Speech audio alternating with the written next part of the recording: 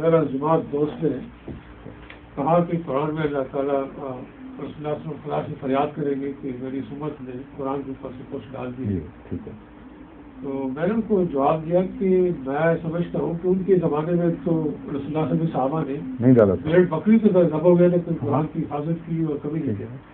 میں نے کہا کہ یہ تو بس مسلم کے زمانے میں کہ وہ فریاد کریں. اب آج کے زمانہ، آج کل کا جو زمانہ ہے، کیا میرے جواب دوستوں بالکل سر، یہی میں بھی ہمیشہ یہی دیتا ہوں.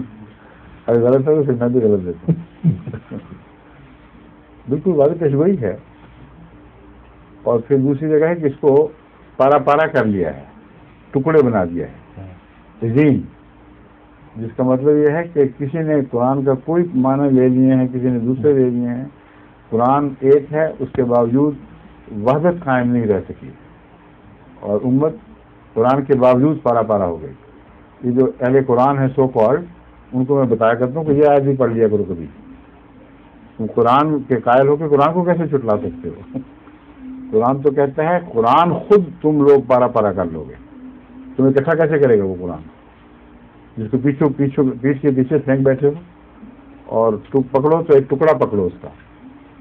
تو قرآن خود ان سب لوگوں کے جو جاہلانہ خیال ہیں ان کا بطلان کرتا ہے، اور یہ آخری زمانے کی بدحالی کی پیشگوئیاں ہیں. ظہور مہدی آخر